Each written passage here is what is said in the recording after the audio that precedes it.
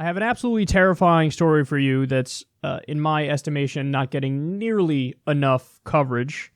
So New York Mag says, report, Trump had to be convinced not to invade Venezuela. What? They say last summer, Donald Trump was so fixated on invading Venezuela that he had to be talked down by multiple members of his administration and allies in the region, the Associated Press reports. Trump first floated the idea of sending the U.S. military to Venezuela during an Oval Office discussion of sanctions against the South American nation. The suggestion stunned those in the meeting, including former Secretary of State Rex Tillerson and former National Security Advisor H.R. McMaster, the AP reports. But they soon regained their composure and explained to Trump that, among other reasons not to invade, defying the wishes of U.S. allies in Central and South America would be a huge mistake. Trump wasn't entirely convinced. After the meeting, he told reporters that he wouldn't rule out a military option in Venezuela, and later brought up a potential invasion to Colombian President Juan Manuel Santos. I mean, wow. You know, there is no coherent philosophy guiding Donald Trump. That seems pretty obvious. But to the extent that you can take one away from what he's doing, I think there's a hefty streak of anti-Obamaism. So take, for example, what's happening with North Korea and what's happening with Iran. So with Iran, it was the Obama administration that made a nuclear deal, that made a peace deal. And according to the IAEA, the International Atomic Energy Agency, they verified 10 times that Iran was following it and the deal was working. Now, Trump came in and just blew it up. Said, fuck that, we're pulling out, that's the end of that. You know, the Paris Climate Agreement, same thing. Whatever, we're going to pull out of that. The only country in the world. Every other country is like, okay, let's do it. U.S., no, we're going to pull out. Fuck that. And then with North Korea, okay, so Obama didn't have some sort of a deal with North Korea. Well, Trump decides, hey, let's do diplomacy in that respect. What the fuck? So, on many prominent issues, like big ticket issues, Trump's whole guiding philosophy appears to be, what did the last guy do? I'm going to do the opposite. So on Venezuela, maybe Obama did sanctions. I'm not even sure what Obama did because I haven't seen any reporting on it, but he certainly didn't invade. Obama didn't. And so Trump's like, well, I don't understand. Why wouldn't we do that? Maybe we could fix it. Maybe we could topple the government. I read a great tweet about this. Somebody said, Donald Trump actually makes perfect sense if you look at him and imagine the year is like 1965. Because there was a time in U.S. history not that long ago where, you know, in the heart of the Cold War, the idea was anything goes. So we're so afraid of the fucking Red Scare and socialism and communism spreading that if we need to militarily invade countries in South America and topple their democratically elected leaders and put in fascist dictators to do our corporation's bidding, bitch, we're going to do it, and we're going to pretend like we're morally correct to do it. And, you know, to make Venezuela bow at the altar of U.S. power and do our bidding and be a client state, yeah, I don't put it past somebody like Trump to just say, fuck it, let's try to invade him. And he did. I remember covering the story where he floated it. He was like, oh, military options on the table. A military option for Venezuela?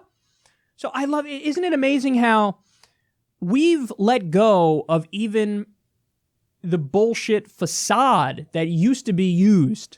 Like, there used to be a facade of like, oh, no, you don't understand, Mr. Average Joe in the public. We have to do war. And the reason we have to do war is, we're about to get attacked ourselves.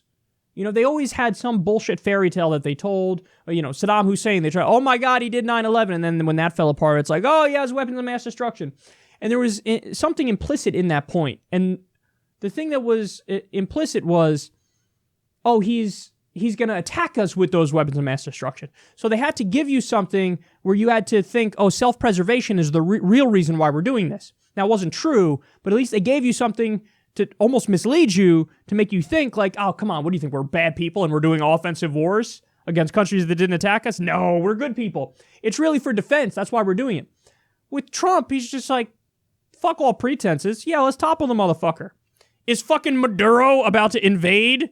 Is that what he's planning on doing? Is he going to land some ships in fucking Louisiana and dock them and come in guns blazing? No!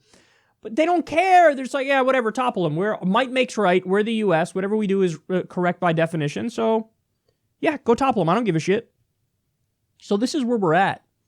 And again, it just shows you there is no core to Donald Trump. I mean, imagine being him for a second. There's no guiding, like there's no default position on a variety of issues. Like everybody knows, so me, for example, when it comes to foreign policy, I would only use unilateral military force to defend the country. I have a standard. I have some criteria. There's a way to anchor my thoughts on that topic, and it's the most common sense way I can imagine. There's nothing guiding this idiot.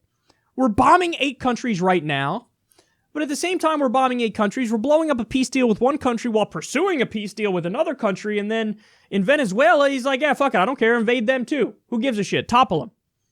So there's nothing guiding him, and, take this issue and just extrapolate to all other issues. Remember when pharmaceutical drugs was one of the clearest examples to me, because Donald Trump on the campaign trail said over and over, like, oh, we got to lower these drugs. They're too expensive. It's such a problem. Oh, my goodness. Why are people not talking about this? We got to find a way. We're going to crack down on the big pharma companies. Guys, it took one meeting with pharma lobbyists for him to change his tune. Change his tune, change his tone. I don't know which one the saying is. But he came out of that meeting and said, oh, no, we're not. These pharmaceutical companies are getting a raw deal. We have to give them a better deal. We're not going to go after them for the prices. One meeting, he changed his mind. Why? Because he was just surrounded by the lobbyists who fed him some bullshit argument, and he fell for it instantly because he's not that bright. So whoever he's surrounded by, that's the thing, and that's why it's so scary, for example, why he's got so many evangelical fundamentalists around him. And that's one of the main reasons why look at what happened with Israel and moving the embassy to Jerusalem and saying it's the undivided capital, because he's surrounded by evangelical fundamentalist Christians like Mike Pence, and they're like, no, this is what you have to do. This is the right thing to do. Even though the rest of the developed world is like, hey, don't do it. But they're the last people in the room is Mike Pence and the other fundamentalist Christians. He's like, oh, tremendous. I'm going to do this. It's going to be unbelievable. So to the extent there's any philosophy there, it's just like anti-Obama. But then outside of that, it's just whoever's the closest person around him that tells him to do something, he'll do it. There's nobody is the captain of the ship. And it just goes to show you his real skill was campaigning. And it's funny because with politics, especially in the U.S., those are totally different skills, like governing, campaigning. You could be really great at campaigning, but shitty at governing. You could be really great at governing, but terrible at campaigning. And, Donald Trump was great at getting in front of a crowd and telling them what they want to hear. And he would contradict himself, but make you think he's not contradicting himself. Because what he would do is say it in a way where people would just read into Trump whatever they want to read into Trump. So if he's talking about war, half the time he said non-interventionist shit, half the time he said interventionist shit. And you could just look at whichever thing he said that you liked and say that's the one he really believes. Hillary did the same thing, but Hillary doesn't know how to sell it. It almost looks like she knows she's lying when she's talking. Trump is pathological. She's just shooting from the hip, and you look at him and you're like, oh, he seems to believe it. He seems to be unfiltered. But he's saying everything at once. So he was good at campaigning, but obviously not at governing. And he's turned out to be the ultimate establishment president, and in some ways the ultimate neocon too, because he's doing the bidding of the corporations for sure. Look at his tax bill, for example, and all the deregulation, which is definitely going to crash the economy, and probably pretty soon too. But on foreign policy, in some ways, he is super neocon hawkish, and invading Venezuela is a great example of that.